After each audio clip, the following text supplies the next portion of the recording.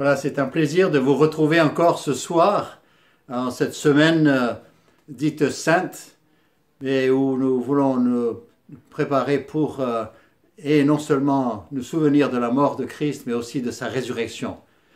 Et donc le passage qui m'a été assigné pour ce soir se trouve dans l'évangile de Marc, et au chapitre 14, et je vais lire les 11 premiers versets. Donc Marc 14 et les 11 premiers versets.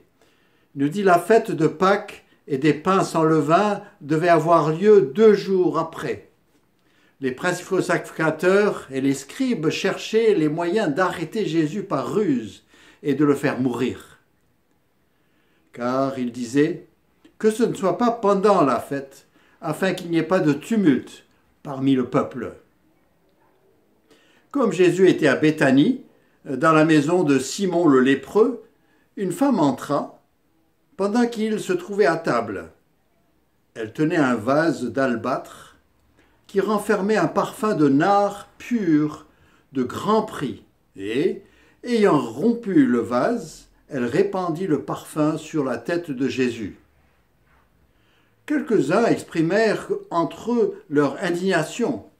« À quoi bon perdre ce parfum? On aurait pu le vendre plus de 300 deniers et les donner aux pauvres. » Et ils s'irritaient contre cette femme. Mais Jésus dit: « Laissez-la. Pourquoi lui faites-vous de la peine? Elle a fait une bonne action à mon égard, car vous avez toujours les pauvres avec vous, et vous pouvez leur faire du bien quand vous voulez. Mais vous ne m'avez pas toujours. Elle a fait ce qu'elle a pu. Elle a d'avance embaumé mon corps pour la sépulture. Je vous le dis en vérité, partout où la bonne nouvelle sera prêchée dans le monde entier, on racontera aussi en mémoire de cette femme ce qu'elle a fait. » On pourrait relever plusieurs détails ici dans ce passage. Déjà, ça se passe chez Simon le lépreux. Certainement qu'il n'était pas lépreux, mais peut-être avait-il été lépreux et qu'il était guéri. Et peut-être est-ce que c'était Jésus qui l'avait guéri. Dans tous les cas, ils sont à table là et justement, à partir de ce passage-là, on ne sait pas exactement qui est cette femme, mais lorsque on lit dans Matthieu 26 ou Jean 12, on devine que ça doit être Marie, la sœur de Marthe et de Lazare. Et donc, ce que je veux juste relever 2 points ici dans ce passage. Le premier, concerne cet amour extravagant. Les disciples l'ont remarqué, les disciples et ceux qui étaient là, quand ils ont senti ce parfum, et certainement c'était un parfum de grand prix, donc c'est sûr que pendant que ça se répandait, c'était agréable, et toute la maison était remplie de cette odeur, mais tout de suite, ces personnes ont pensé à ce que ça avait coûté, hein, et même ils ont estimé la valeur à 1 année de salaire pour un ouvrier agricole, et pour eux, ils se disent, mais on pourrait le donner aux pauvres. Ça fait toujours bien de dire on aurait pu le donner aux pauvres. On le lit dans l'évangile de Jean qu'il y a personne qui pensait aux pauvres quand ils l'ont dit. Mais voilà, c'est comme souvent, hein, on parle des besoins et puis finalement, c'est pas là. Et Jésus savait, mais il n'a pas répondu à leur pensée, mais plutôt et ce que je trouve déjà, c'est une première chose, c'est cet amour. Elle voulait exprimer quelque chose. Et ce qu'elle ressentait était tellement fort que pour elle, il n'y avait que ce nard qui pouvait l'exprimer.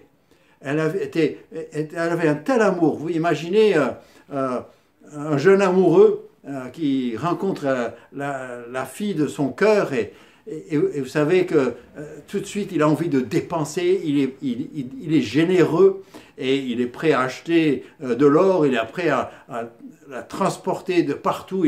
C'est un amour extravagant. Et là, Jésus ressent cet amour extravagant chez cette femme. Et elle est prête à donner ce qui lui coûte cher. Parfois, beaucoup sont prêts à exprimer leur amour au Seigneur, mais sans que cela leur coûte. Et le Seigneur remarque quand ça coûte. Comme la veuve qui a mis les 2 petites pièces dans le tronc du temple, eh bien, il a vu ce que ça lui avait coûté. Et le Seigneur sait ce que ça nous coûte. Ce n'est pas une question de ce que les autres autour de nous pensent, mais ce que cela représente pour nous. Et Jésus en dira, elle a fait une bonne action. Il approuve ce qu'elle a fait. Même si personne d'autre l'a approuvé, lui l'a approuvé. Pourquoi ? Eh bien, je fais référence à cette conversation qu'il avait près d'un puits dans Jean chapitre 4, où il a dit que, en fait, Dieu, eh bien, cherche des vrais adorateurs, des gens qui sont prêts à adorer en esprit, en vérité.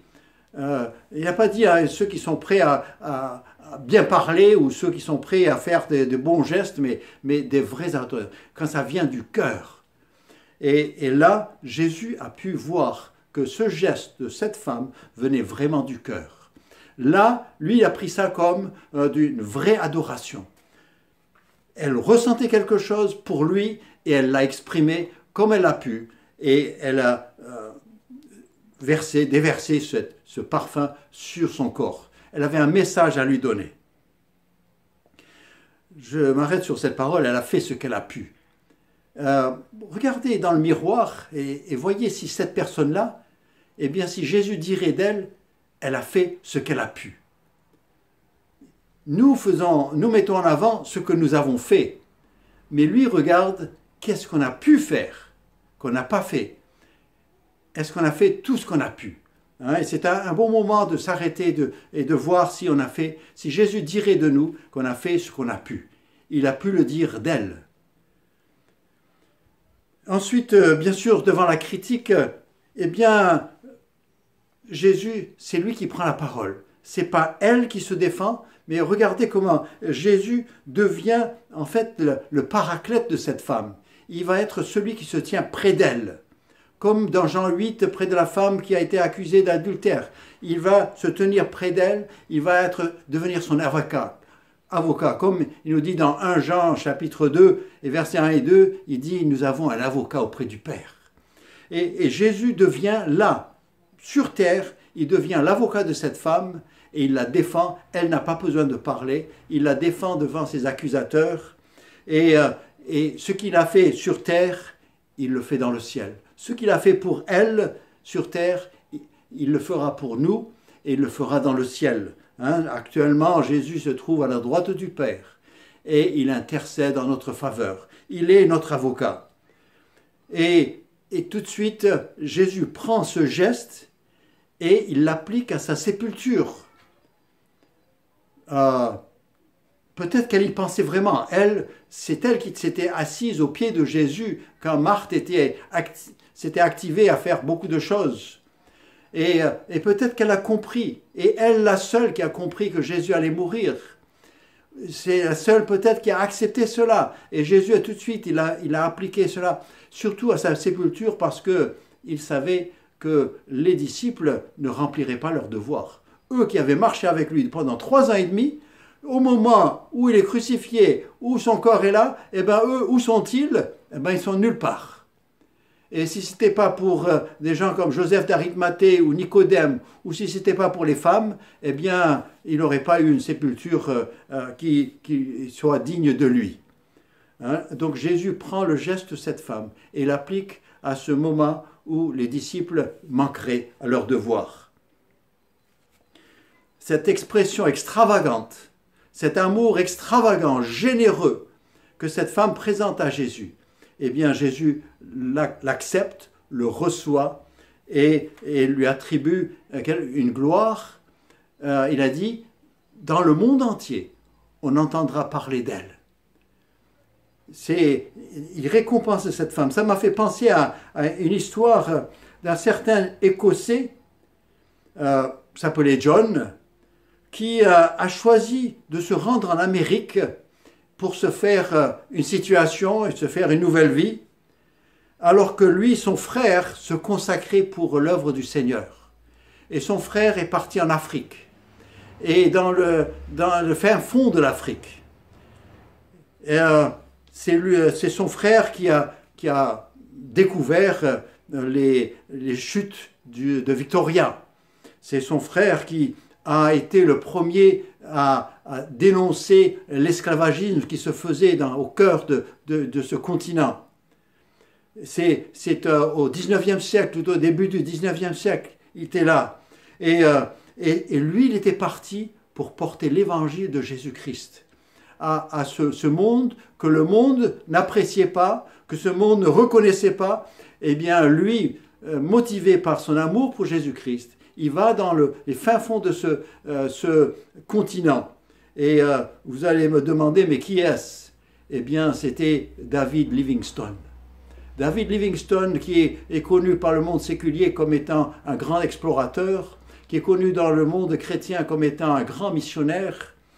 Et vous savez, maintenant, lorsque vous cherchez dans Google et vous cherchez John Livingstone, il vous dit « frère de David Livingstone ». Il a été chercher la gloire, mais nous parlons encore de ce frère David Livingstone, qui est un missionnaire qui est très apprécié des Africains. Et je suis allé au Congo et j'ai trouvé sa statue et il est là, il est aimé, il est apprécié. Vous savez, il a voulu donner, il a donné tout ce qu'il avait et il est mort là-bas et il a presque disparu là-bas avec la maladie et le paludisme. Mais il a donné, il avait un amour extravagant pour le Seigneur, il a donné ce qu'il a pu, il a fait ce qu'il a pu, il a donné ce qu'il avait. Eh bien, il est encore connu. Tandis que John Livingstone, personne ne sait qui c'est. Et on ne pense pas grand-chose pour lui. Et donc, je parle de ce que Jésus... En fait, Jésus l'a fait pour cette femme, Marie. Hein, mais il l'a fait pour David Livingstone. Et vous savez, il reconnaît l'amour extravagant même aujourd'hui. Et là, je reviens à cette parole de Jésus. Il dit, laissez-la. Pourquoi lui faites-vous de la peine? Pourquoi est-ce que vous la critiquez? Parce qu'elle exprime son amour. Et son amour est débordant. Son amour est généreux. Elle est prête à sacrifier pour celui qui va être son sauveur et son Seigneur. Et est-ce que vous êtes souvent critiqué pour ce que vous donnez au Seigneur? Cette priorité, dites-moi, ma vie, je ne la vis plus pour moi-même, mais je la vis pour Jésus-Christ. Ce n'est plus moi qui vis, c'est Christ qui vit en moi. Et peu importe si on est critiqué, nous avons un avocat, Jésus-Christ. Et comme il a défendu, c'est lui qui a défendu, qui a parlé pour Marie devant Marthe, et c'est lui qui répond qui parle pour Marie devant ses accusateurs, sa critique. Et donc, en ce temps de célébration de la mort de Christ, quand Christ a tout donné, c'est pas seulement qu'il a été généreux, mais il a donné sa vie. Il a tout donné pour nous sauver, pour devenir notre sauveur. C'est un peu comme le comte Zinzendorf qui s'est trouvé devant ce tableau de la croix de Christ et sous laquelle il y avait marqué « Voilà ce que j'ai fait pour toi, qu'as-tu fait pour moi ?» Et c'est la question que nous voulons poser encore. Oui, je sais ce que Marie a fait, mais est-ce que Steve a fait tout ce qu'il a pu? Voilà une question pour chacun de nous ce soir. Et que le Seigneur nous aide et nous encourage et que nous puissions faire mieux à l'avenir. Que le Seigneur vous bénisse richement et à bientôt.